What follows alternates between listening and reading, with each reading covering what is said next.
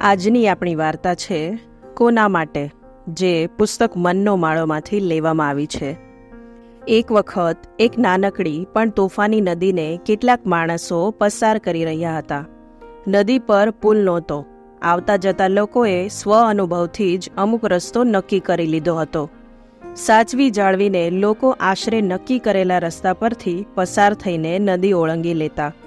બધાને ખબર હતી કે આ આશરે નક્કી કરેલા રસ્તાની બંને તરફ જ થોડા પગલાં દૂર જવાથી ઊંડા ખાડા અને વમળ હતા, પણ પુલ તો હતો નહીં, એટલે થાય પણ શું? એ 15 પગલાં જેટલી પહોળી નદી લોકો એમ જ આશરે પસાર કરી લેતા. પસાર થઈ રહેલા માણસોમાં એક દિવસે એક વૃદ્ધ માણસ પણ હતો. અવસ્થા અને આંખની થોડીક નબળાઈના કારણે મહા મુશ્કેલીથી એણે રસ્તો પસાર કર્યો.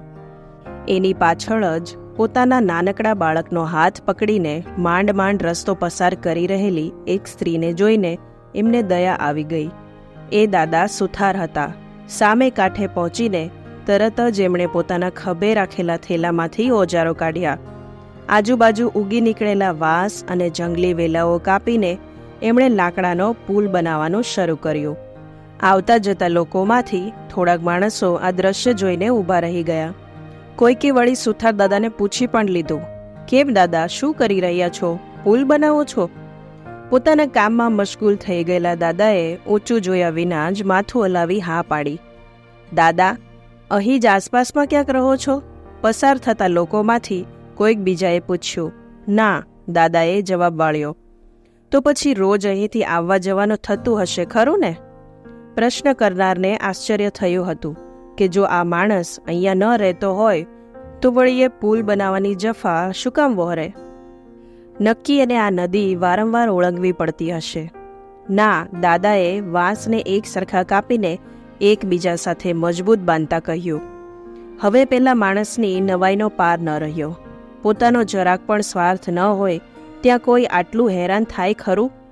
એનાથી કહ્યા વિના ન રહેવાયું કે દાદા, તો પછી આ બધી માથાકૂટ મૂકોને પડતી, કોના માટે આ પુલ બાંધી રહ્યા છો? હવે એ દાદાએ ઊંચું જોયું. કંઈ પણ બોલ્યા વિના પોતાની માતાનો હાથ પકડીને માંડ માંડ નદી પસાર કરી રહેલા બીજા એક બાળક સામે આંગળી ચીંધી. પછી ફરી પોતાના કામે લાગી ગયા. હંમેશા પોતાની જાત માટે જ કંઈક કરવા કરતાં ક્યારેક બીજા માટે પણ કંઈક કરી છૂટીએ ત્યારે ખરેખર અતિ પ્રસન્નતાના અધિકારી બની જવાય છે, અને એ કામ પછી જરાય ભારરૂપ નથી રહેતું. તો મિત્રો, કેવી સરસ હૃદયને સ્પર્શી જાય તેવી વાર્તા છે ને? આવી જ મજાની વાર્તાઓનો આનંદ માણવા માટે મારી ચેનલ બોલતી પુસ્તકને આજે જ સબસ્ક્રાઈબ કરો. અને હા, લાઈક, શેર અને કમેન્ટ પણ જરૂરથી કરજો. તો ચાલો ત્યારે મળીએ બીજી આવી જ મજાની વાર્તા સાથે.